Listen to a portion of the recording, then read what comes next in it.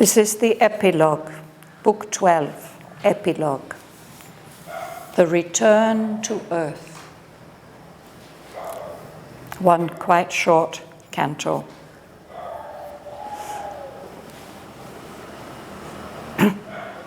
Savitri has come down from heaven and landed on the earth. No? She's been taken in to the earth consciousness. Out of abysmal trance, her spirit woke.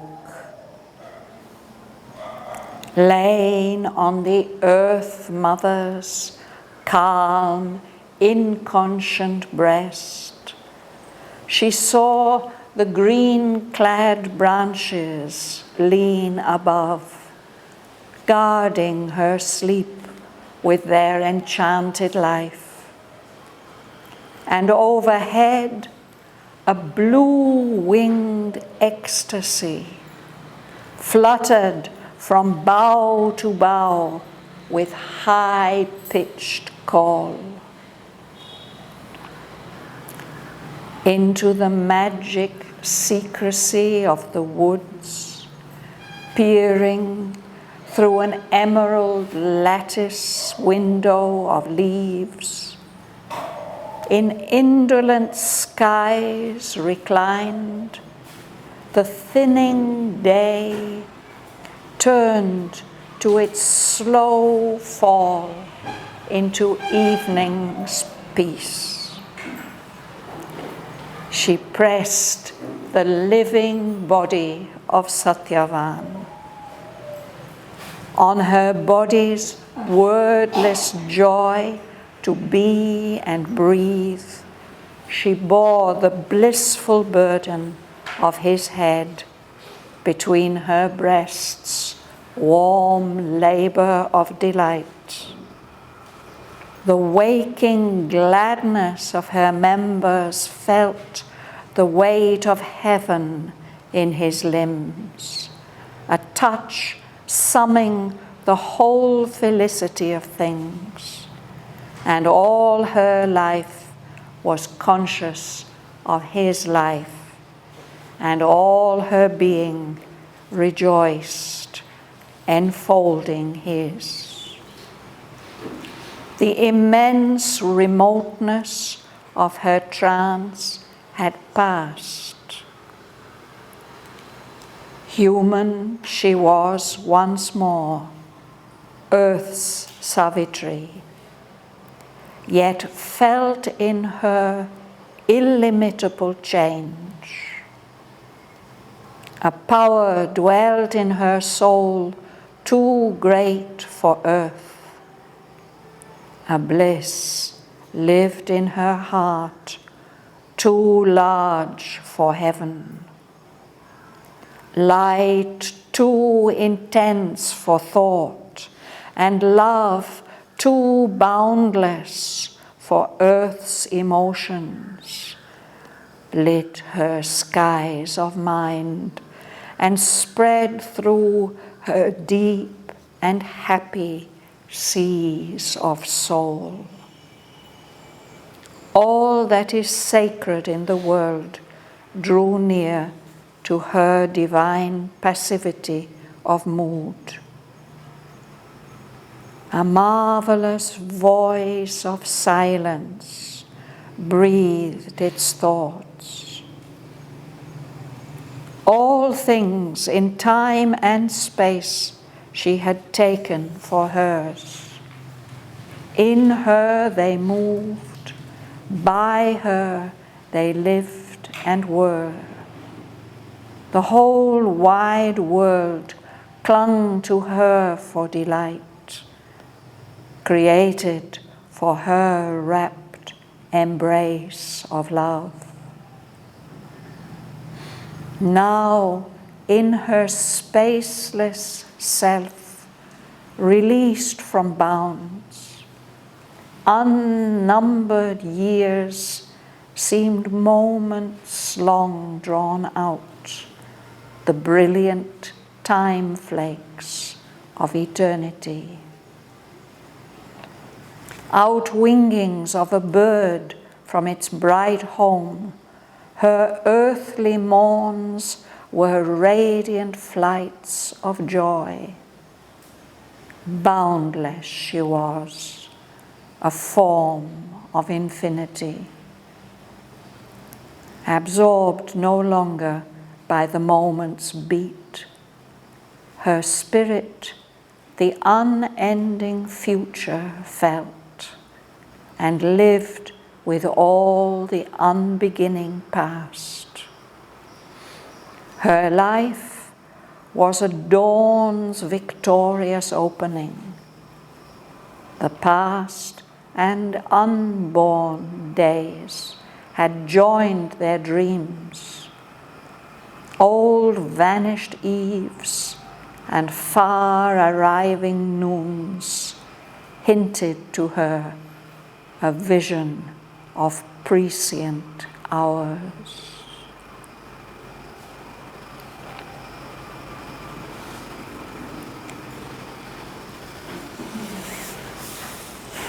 So this is the last book of the poem we're starting to read today. It's one which Sri Aurobindo did not give final revision. There are two books, the Book of Death and this one of the Return to Earth, which he left, we can say, half finished. And it is, as it says, the return to earth. Savitri and Shraddhavan have been out of their bodies. They've wandered in the world of everlasting night and the realm of the double twilight, the twilight of the ideal and the twilight of the earthly real. And last time we finished reading the book of Everlasting Day, in the middle of which the Supreme Lord grants at last Savitri's prayer for earth and men. She wants to bring the soul of Shraddhavan back to the earth, and all those boons which the Lord was ready to give her, she said, not for me alone, give to me for earth and men.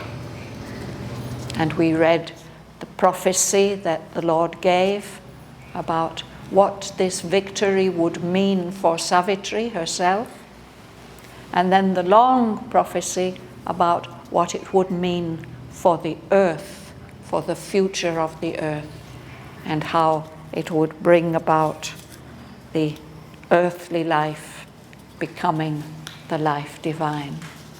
And then last time we read this beautiful picture of how she descends to earth, carrying in her heart the soul of Shraddhavan, until they come close to the earth and the earth's gravity pulls them swiftly down, and then there's a moment of unconsciousness. So now the first thing that we read is this return to consciousness. Savitri waking up again on the earth. You will start, Rosa? Yeah.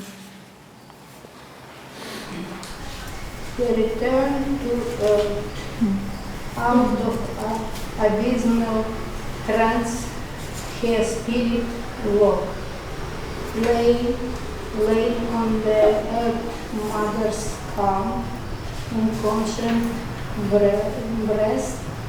She saw the green-clad branches lean about, guarding her sleep with their enchanted light, and overhead a blue-winged ecstasy fluttered from bough to bough with high-pitched call. Thank you.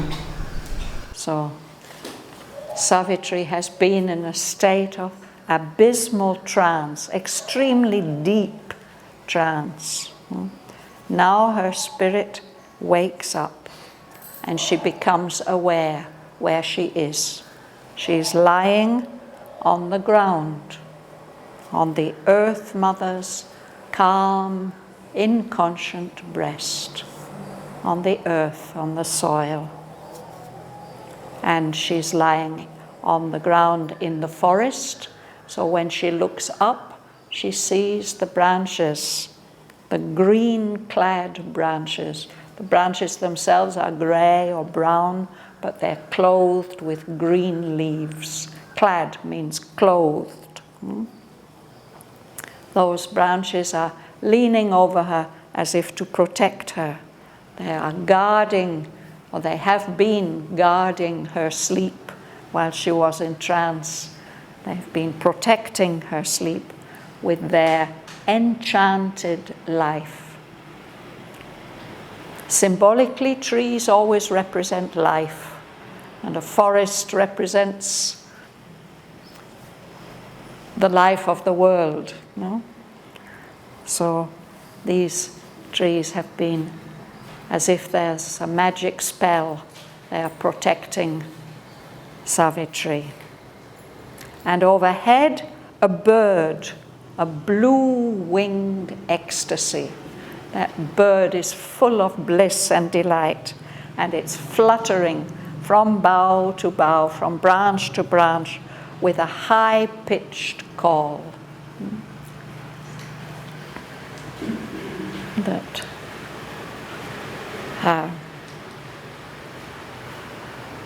pitch is in music, no? There can be low pitch or high pitch. The calls of birds are usually high pitched. Is it clear? Shall we go on?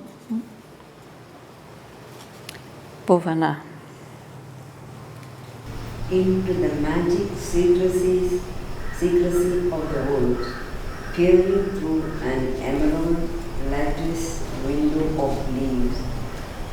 In indolent skies recline, the thinning day turned to its slow fall into evening's peace. Yes. So it's as if the skies are peering through the branches into the woods, into the magic secrecy of the woods. The skies are trying to see what's happening down there where Savitri is lying. Peering means, can I see? It's something difficult to see. They have to look through this emerald lattice window of leaves. A lattice window is, there's a crisscross. You can't see in very well because the window's protected. So here it's the leaves that are making it difficult for the skies to see through into the secrecy of the woods. Or it's the day, the thinning day is peering through an emerald lattice window of leaves. And that day is lying down in indolent skies. This indolence, laziness. I think it's not only the skies, but also the day. It's becoming tired and lazy because the day is ending. The day is turning towards its slow fall into evening's peace. It's the afternoon. Throughout the poem, Sri Aurobindo keeps us informed what time of day it is, what time of year it is. And this is the day, this is the same day that we were at the beginning of the poem when Savitri woke up. No? And at noonday, Shraddhavan left his body. Death came and took his soul away. Now, as they return to earth, it's into the afternoon, it's past noon. The day has turned to its slow fall into the peace of evening. You wanted to ask something? Yes, I always wondered what indolent means. Is it like lazy? Yes, indolent, a bit lazy. You don't care, like. It's not very dynamic, no? As you might be when if it's a warm afternoon, you don't want to run about much. You will enjoy that indolence, laziness. Martin. She pressed the living body of Shraddhavan on her body's wordless joy to be and breathe. She bore the blissful burden of his head, between her breast's warm labor of delight. The waking gladness of her members felt, the weight of heaven in his limbs, a touch summing the whole felicity of things. And all her life was conscious of his life, and all her being rejoiced in folding his. So you remember, back to book 8, when death came to Shraddhavan, Savitri sat down under a tree and took him into her lap, into her arms, and that's where he died. So now they seem to be waking up in the same position. Shraddhavan's head is lying on Savitri's breast. And she feels so happy to feel the weight of that living body. Her body feels joyful, full of wordless joy, the joy to exist, the joy to breathe. And she's carrying this burden, the weight, the blissful burden of his head. It's on there between her breasts. And the breasts move as she breathes. They're warm labor of delight. It's so delightful to be alive and to have Shraddhavan with her.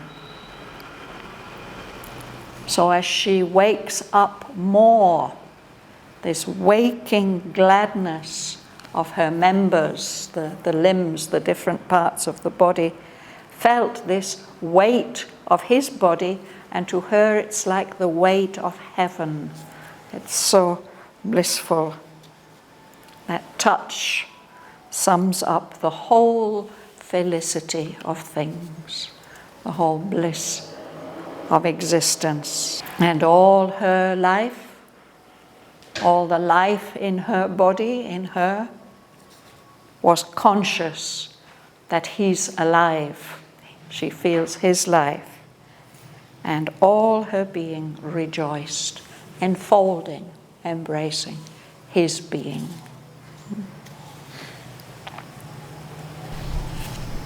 Dhanalakshmi. The immense remoteness of her trance had passed. Human she was once more, dear Savitri, yet felt in her illimitable change. A Bhavan dwelt in her soul, too great for earth. A bliss lived in her heart, too large for ever. Light too intense for thought, and love too boundless for earth's emotions, lit her skies of mind, and spread through her deep and happy seas of soul. Yes. So that immense remoteness of her trance had passed. All those amazing experiences in the other worlds. And then the deep trance as she came back to earth. That has passed. That far awayness. Now she's back. She's human. She feels her humanness again. She's Earth Savitri, the human Savitri. And yet at the same time, she feels within her illimitable change. There's no limit to that enormous change that has come within her. She feels that there's a power in her soul that's too powerful for earth. It doesn't belong to the earth, it belongs to other realms. And there's a bliss in her heart that's too vast and wide, even for heaven. Light. Light is consciousness, no? Light too intense for thought. And love too boundless, too limitless for earth's emotions. All these things, this power and bliss and light and love, are lighting up her skies of mind, the higher levels of consciousness. And they are spreading through her deep and happy seas of soul. And a soul like an ocean, vast and limitless, with many seas.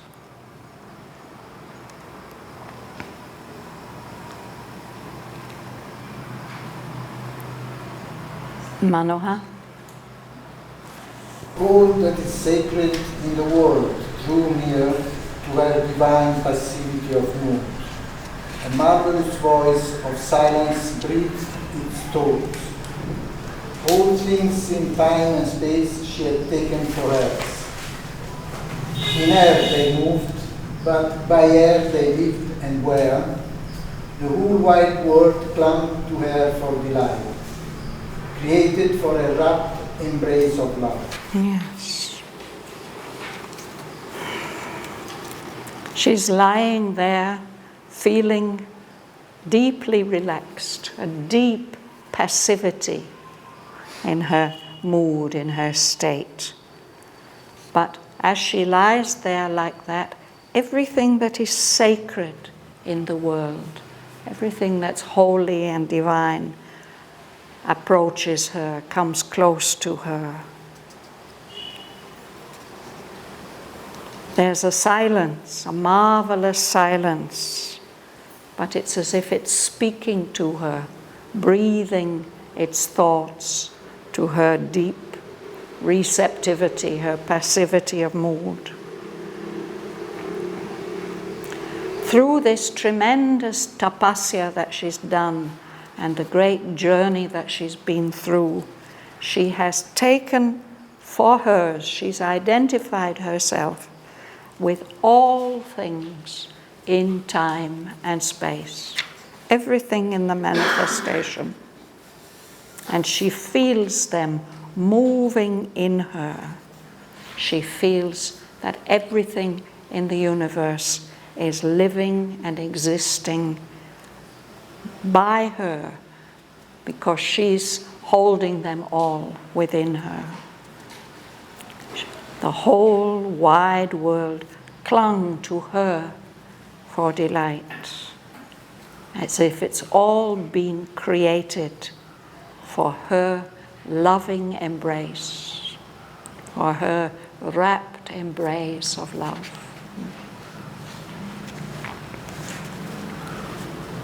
This goes back a little bit to the end of Book 7, where we saw Savitri realizing the cosmic consciousness and the cosmic spirit. At that point also, at the last section of the last canto of Book 7, she was able to identify with everything in the universe. Maybe I find those lines here. She was time and the dreams of God in time. She was space and the wideness of his days. From this she rose where time and space were not. The superconscient was her native air. Infinity was her movement's natural space. Eternity looked out from her on time. But before that, there are these lines which tell how she's identified with the flowers, the life of tree and flower, the dream white of the lotus in its pool, and so on. The cosmos flowered in her, the whole universe is flowering in her. She is the bed, like the flower bed, in which it is all flowering. She was the single self of all these selves in the universe. She was in them, and they were all in her. So she's recovering some of that realization here as she wakes up on the earth again. So there may be some difference between this end of within the consciousness and after returning from the eternal days, different, no? This experience of Savitri, Yes. finding her soul, is different from the one which receives, no? Well, that was the final realization. She went through these 3 stages, no? There was the psychic realization and the spiritual realization, and then this identification with the whole universe. So now all those things that in the course of her quest that she has experienced and realized, she's carrying within her now back to earth. This is the illimitable change that she feels from the time when she left her body and started on that trance.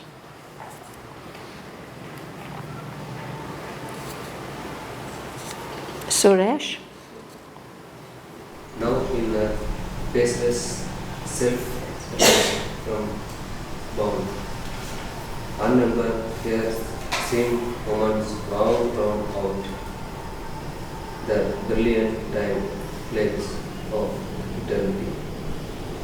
All meanings of the dream. A bird. A bird. A bird from its bright home. Her earthly words were radiant flight of joy. Boundless she was here from form of infinity. Thank you. So now she feels that herself is not anymore confined to a body or even to a subtle body. Now herself is spaceless. It's so vast, it's not limited. It's completely released from all limits and boundaries. So this means that unnumbered years and years and years, not just the years of a single lifetime, the years of the creation, seemed like just moments, but they are long drawn out moments. And at the same time, they are brilliant time flakes of eternity, as if just little flakes, little fragments of eternity, full of light. These are these moments. And then her earthly morns, her mornings here on earth, seem like outwingings of a bird from its bright home. That bright home must be the heavenly home that she has come from. Her earthly morns, the time that she has spent here on earth, these are like a bird leaving its nest, flying away for a time. Radiant flights of joy. But it can always go back to that home. She is boundless, unlimited. Her form, her individuality is a form of infinity.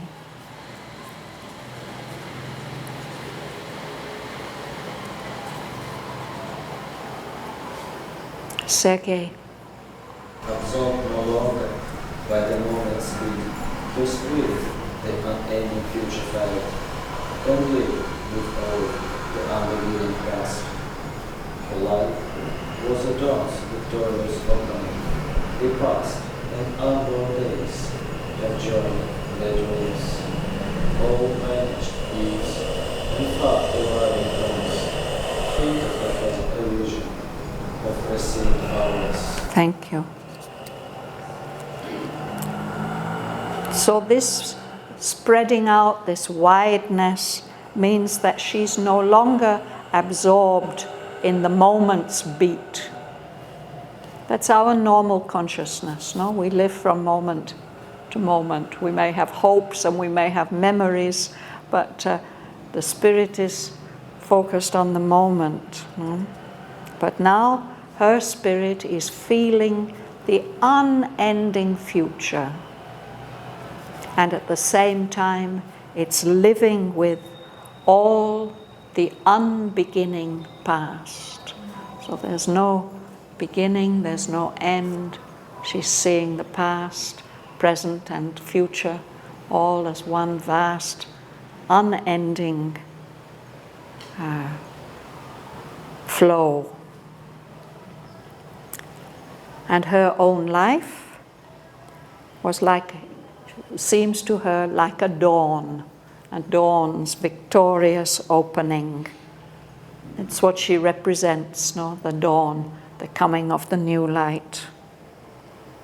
So the past days and the days that haven't been born yet had joined their dreams. And each day perhaps brings its dreams. Now the dreams of the past and the dreams of the future have come together. The memory of old vanished evenings in the past. No? That's one thing that she's aware of. But she's at the same time aware of those distant, far arriving noons, those bright middays that are coming. All these things are hinting to her vision. They're hinting to her a vision of prescient hours. She's looking forward at those hours in the future. Sri Aurobindo says, we don't belong to the dawns of the past, but the noons of the future. So Savitri is the beginning of that series of dawns that will become the noons of the future. Lela. Supine in musing bliss she lay one, given to the wonder of the waking trance. Half risen, then she sank her gaze around, as if to recover old sweet trivial threads, old happy thoughts, small treasured memories, and weave them into one immortal day. Yes. So supine, it means lying down, lying flat. She lay there a while in musing bliss. She's just delighting in enjoying all this. No? She's surrendered herself to the wonder of a waking trance, a kind of daydreaming state. But then, half risen, as if she sits up a bit, she looks around, sent her gaze around, as if to draw together old trivial threads, connections to things that have happened in the past.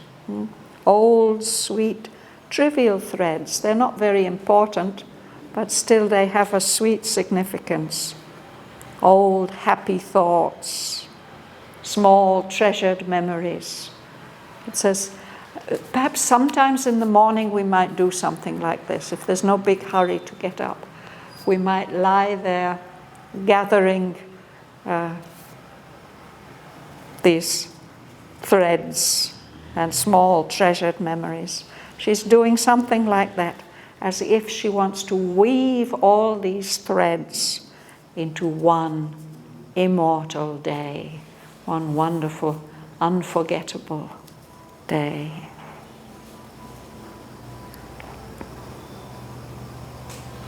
Sarojini?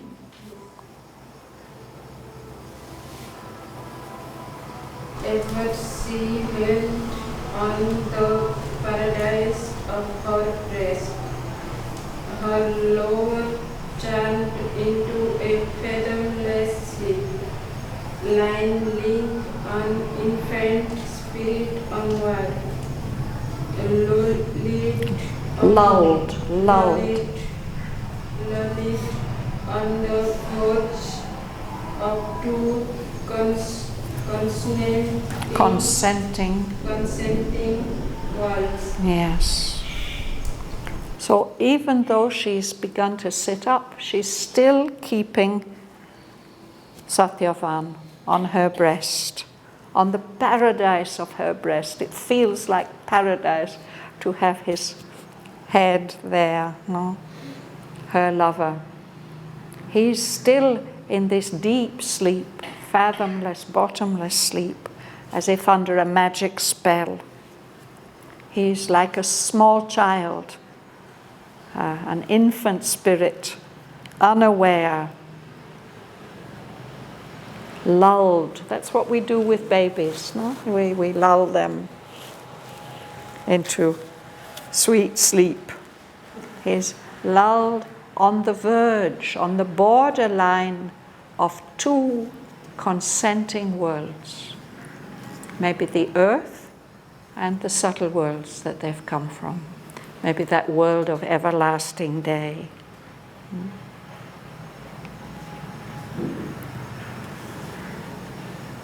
Patricia. But soon she leaned down over her love to call his mind back to, with her traveling touch on his closed eyelids. Settled was her still look of strong delight, not yearning now, but large, with limitless joy, or sovereign last content, pure, passionate with the passion of the gods.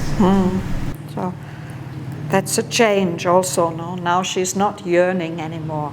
Now she's fully satisfied, no? And she wants to wake him up. She wants to call his mind back to her. So how does she do it? She very, very gently touches his eyelids.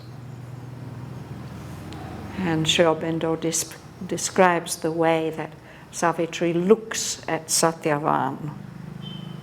A still look, a calm look of strong delight. Now she is not yearning.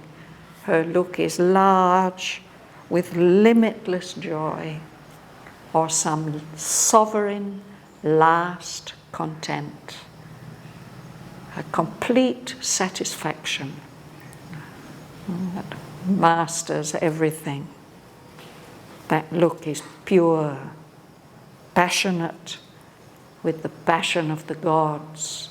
There's an intensity to it, but it's a pure intensity. There's nothing cloudy or distorted in it. It is normal, Shraddhavan, the passion of God.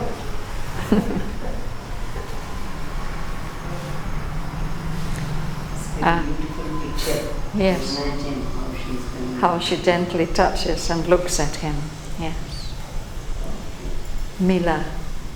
Desire still not its wings, for all was made an overarching of celestial rays, like the absolute contour of sky or plane. Heavens leaning down to embrace from all sides earth, a quiet rapture about security. So this is emphasizing the purity. There's no stirring of desire, because what she feels in that moment, it's as if they are being covered, overarched with heavenly rays of light, as if Sri Aurobindo compares it to the way that the sky embraces the earth on all sides. The absorbed control of sky on plain, on large plain where we can see the whole sky, the whole hemisphere of sky. Heavens leaning down to embrace from all sides earth. So this gives a quiet rapture and a vast security. There's no feeling now that Satyavan can be lost or will go away. It's an absolute sense of safety, of security. Andrea, will you read? Then, sighing to her touch, the soft winged sleep rose hovering from his flower-like lids and flew, murmurous, away. Awake he found her eyes, waiting for his, and felt her hands, and saw the earth, his home, given back to him once more, and her made his again, his passion's all. So this is Satyavan's experience as he wakes up. The sleep. In poetry, sleep is often imagined like a kind of small fairy with wings. No? So Sri Aurobindo describes it like that. She touches Satyavan's eyelids, and the sleep that has been holding them closed flies away. Soft winged sleep, off it goes. Rose hovering from Satyavan's flower-like eyelids and flew. It makes a little sound as it flies away, murmurous. Sleep has to be murmurous because it sends us to sleep. No? It has to make a soft, soothing sound. So Satyavan now is awake. He wakes up to see Savitri's eyes waiting to meet his. And he feels her hands and looks around and sees the earth again, given back to him once more. And Savitri made his again, his passions all. It was as if they had been separated in that everlasting night, but that is all over now.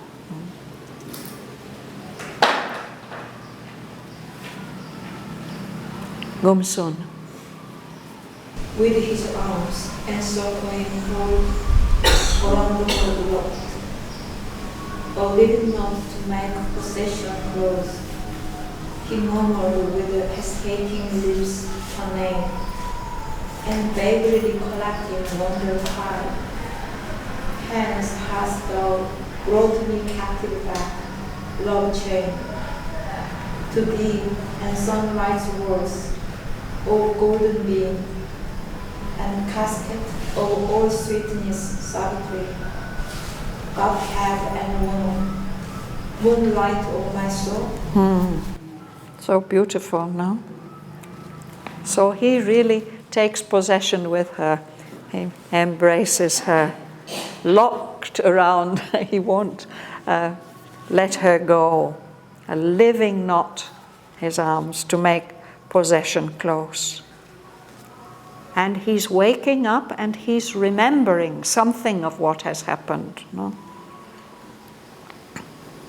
Vaguely recollecting all those wonders that have happened. He cried, whence, from where? Where have you brought me back from?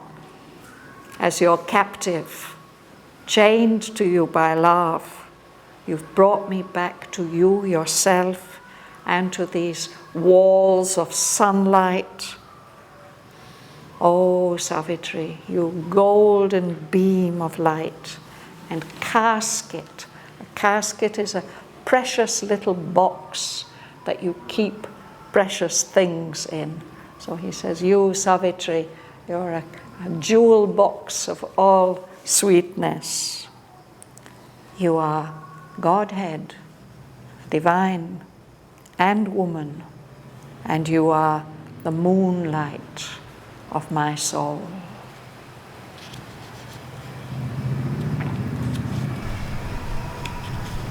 Michelle, would you like to read? For surely I have traveled in strange worlds by these companions, the pursuing spirits. Together we have disdained the gates of light.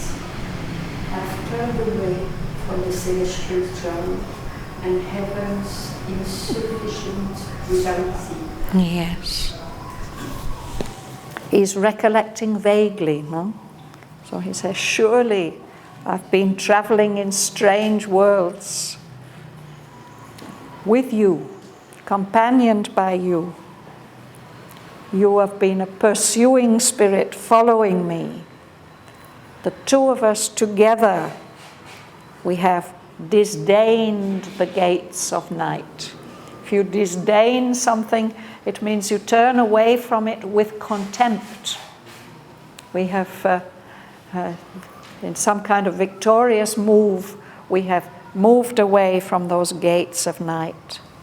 And at the same time, or at a later stage, I turned away from the joy of the heavenly beings and from those heavens of the everlasting day, those heavens which would have been not enough if you were not there.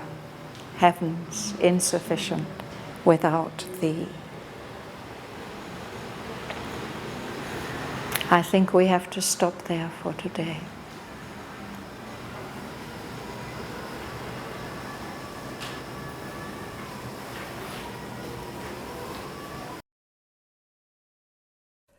Book 12, Epilogue. The Return to Earth.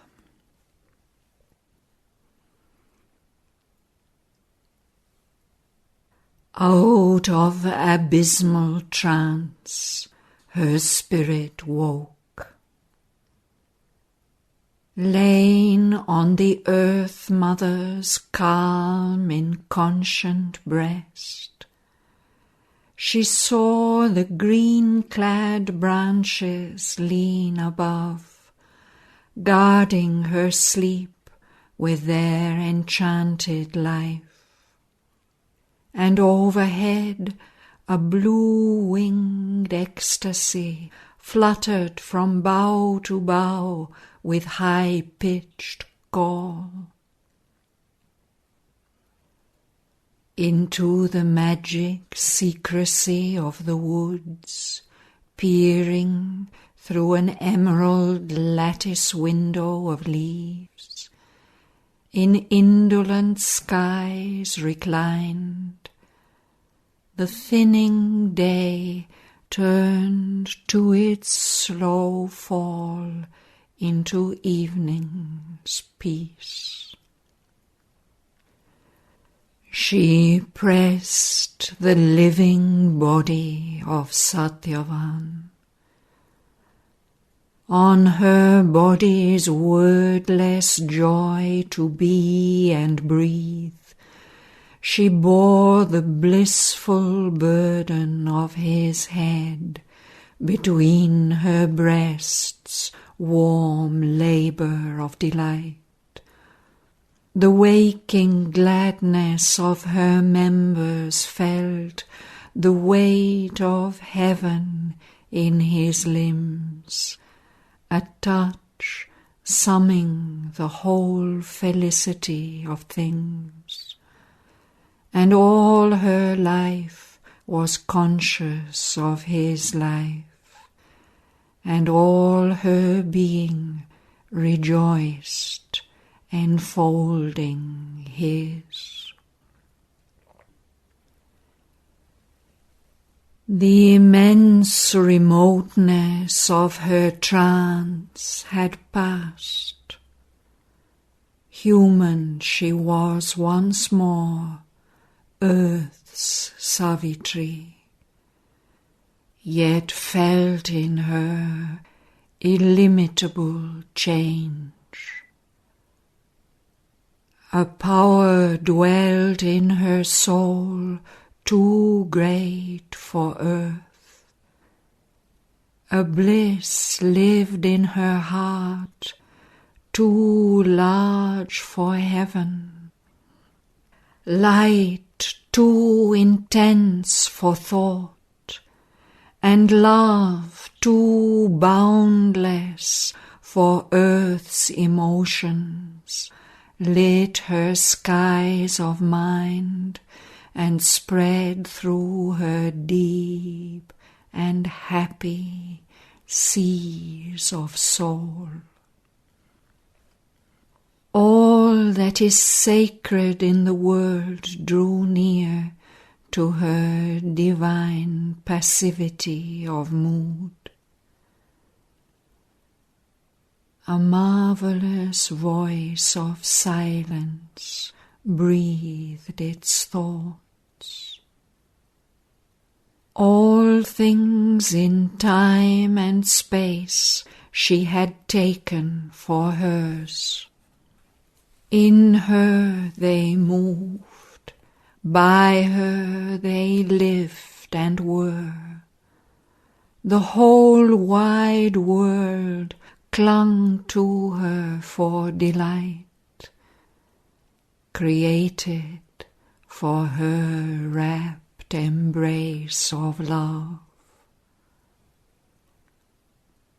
Now, in her spaceless self, released from bounds, unnumbered years seemed moments long drawn out, the brilliant time flakes of eternity.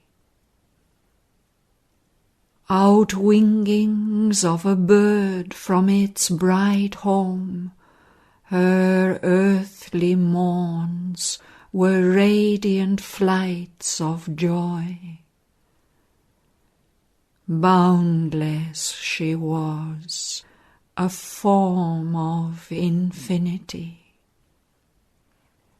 Absorbed no longer by the moment's beat, her spirit the unending future felt, and lived with all the unbeginning past. Her life was a dawn's victorious opening.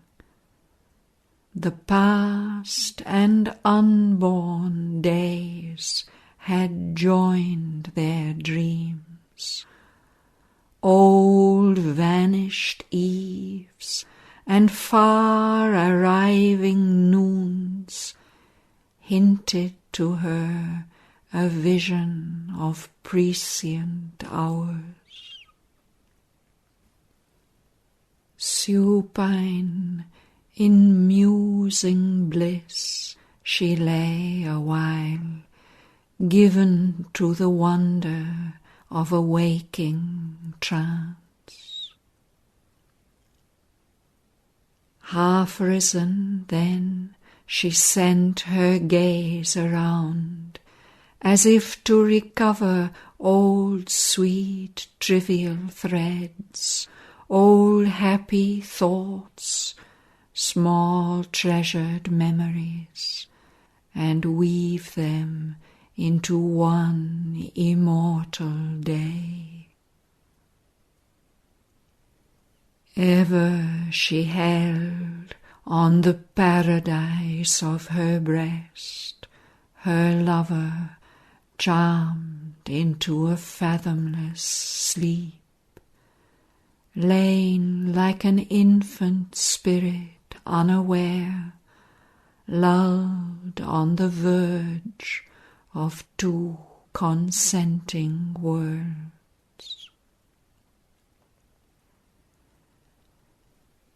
But soon she leaned down over her loved to call his mind back to her with her travelling touch on his closed eyelids.